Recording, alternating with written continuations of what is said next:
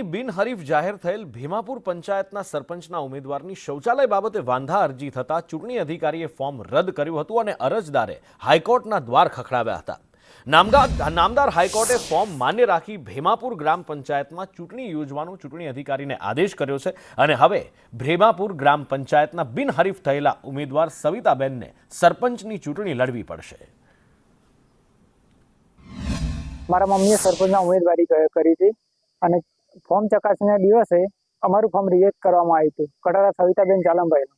અમે ભીમાપુર ગ્રામ પંચાયતના વતની છીએ અને તેથી અમે ફોર્મ ચકાસણીમાં અમારું ફોર્મ રિજેક્ટ કરવામાં આવ્યું હતું અને એક બીજો પણ વ્યક્તિ હતો, એના 2 ફોર્મ રિજેક્ટ કરવામાં આવ્યા હતા।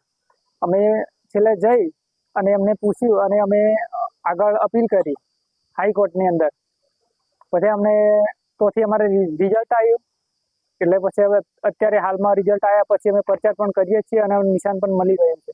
સવિતાબેન જાલમભાઈ કટારા નાવ હાઈકોર્ટમાં અપીલ કરેલ હતી। હાઈકોર્ટના હુકમ મુજબ રાજ્ય ચૂંટણી આયોગ દ્વારા તે ફોર્મ મંજૂર કરેલ હોવાથી સવિતાબેન જાલમભાઈ કટારાનું હરીફ ઉમેદવારની યાદીમાં નામ સામેલ કરી કાર્યવાહી કરવામાં આવેલ છે।